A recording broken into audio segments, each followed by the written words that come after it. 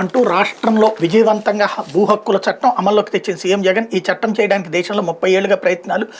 Land titling చట్టం కోసం అనేక రాష్ట్రాల విఫలయత్నాలు. అన్ని రాష్ట్రాలు టైటిలింగ్ చట్టం చేయాలని 2019లో నీతి ఆయోగ్ సిఫార్సు. అందుకు అనుగుణంగా దేశంలోని తొలిసారి టైటిలింగ్ చట్టాన్ని తెచ్చిన సీఎం వై జగన్ అంటూ అడుగడుగున భూ వివాదాలు, పెట్టరేగిపోతున్న భూమాఫియా, అస్తవ్యస్తమైన భూ రికార్డుల వ్యవస్థ, సివిల్ కోర్టులో పెరిగిపోయిన లక్షలాది భూ వివాద కేసులు, దశాబ్దాలుగా వ్యవస్థను స్తంభింపజేస్తున్న ఈ సమస్యలన్నింటికి పరిష్కారం ల్యాండ్ టైటిలింగ్ చట్టం మాత్రమే. భూ చట్టాల నిపుణులు ఎన్నో ఏళ్లుగా చెప్తున్న వాస్తవం ఇది అన్నటువంటి వార్తని, దాన్ని సరిచేస్తున్నాం అన్నటువంటి వార్తని ఇక్కడ హైలైట్ చేశారు. లేకపోతే ఎన్ఆర్ఐ శ్రీనాథ్ మృతి కేసులో కీలక మలుపు. అమెరికాలో ఏడాది క్రితం గుంటూరుకు చెందిన శ్రీనాథ్ మృతి, కుమారుడి మరణంపై తల్లిదండ్రుల అనుమానం, కోడలు ఆమె తల్లిదండ్రులపై ఫిర్యాదు, కేసు నమోదు చేసిన సిఐడి పోలీసులు. అంటే ఏడాది క్రితం అమెరికాలో మృతి చెందిన గుంటూరుకు చెందిన ఎన్ఆర్ఐ గంగూరు శ్రీనాథ్ కేసు కీలక మలుపు తిరిగింది. శ్రీనాథ్ మృతిపై అమెరికాలో ఫిర్యాదు చేయకుండా కోడలు ఆమె తల్లిదండ్రులు అడ్డుకోవడంతో ఇండియా వచ్చేసిన తర్వాత అతని తల్లిదండ్రులు పోలీసులకు ఫిర్యాదు చేశారు. తమ కోడలు సాయి చరణి ఆమె తల్లిదండ్రుల శ్రీనాథ్ మృతికి కారణమని వాళ్ళు సిఐడికి ఫిర్యాదు చేశారు. దీంతో వాళ్ళు కేసు నమోదు చేసి పూర్తిస్థాయి విచారణకు సిద్ధమయ్యారు.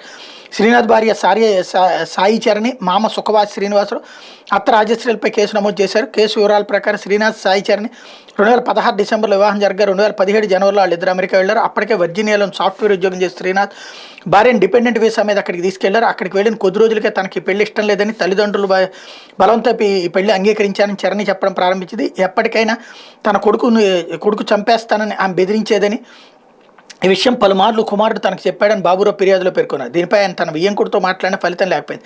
ఆ తర్వాత కొద్ది రోజులకు సాయి చరణి తాను అనుకున్నది సాధించడం కోసం చాకుతో చేయి నరాలు కోసుకుంటానని బెదిరించడం, అమెరికాలో రాంగ్ రూట్లో కారు నడిపి ప్రమాదాలు చేసుకోవడం వంటి పలు ఘటనలు జరిగాయి.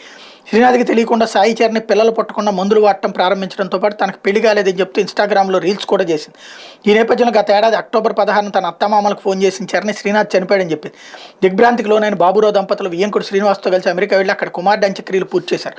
అంత్యక్రియలకు సాయి చరణి రాకపోగా శ్రీనాథ్ తల్లిదండ్రులను ఇంట్లోకి సైతం రానిలేదు. తమ అబ్బాయి ఎలా చనిపోయాడని ఆమెను శ్రీనాథ్ తల్లిదండ్రులు అడిగితే తమ ఇద్దరు 2 రోజుల పాటు యోనో హిల్స్కి ట్రెక్కింగ్కి వెళ్ళామని, మొదటి రోజు బాగానే తిరిగి వచ్చామని, రెండో రోజు శ్రీనాథ్ కాల్జారి లోయలోకి పడిపోయాడని చెప్పింది. వెంటనే పోలీసులకు ఎందుకు సమాచారం లేదని అడగా పొంతలేని సమాధానాలు చెప్తుంటూ శ్రీనాథ్ తండ్రి బాబురావు తన కుమారుడి అనుమానాస్పద మరణ నిర్ధారణకు వచ్చి అమెరికాలో ఫిర్యాదు చేసేందుకు సిద్ధమయ్యారు. కానీ ఆయన వియ్యంకుడు సుఖవాసి శ్రీనివాసరావు పోలీసులకు ఫిర్యాదు చేయవద్దని బెదిరింపులకు దిగడంతో పాటు అమెరికాలో నివసిస్తున్న శ్రీనాథ్ సోదర కుటుంబాన్ని ఇబ్బందులు గురి చేస్తామని హెచ్చరించారు. దీంతో ఏం చేయాలో తెలియని పరిస్థితుల్లో ఇండియా వచ్చేశారు. ఇన్ని రోజులు ఒక కుమారుడి మరణాన్ని మౌనంగా భరించిన బాబురావు సన్నిహితులు న్యాయవాదుల సలహా మేరకు సిఐడి పోలీసులు ఆశ్రయించారు.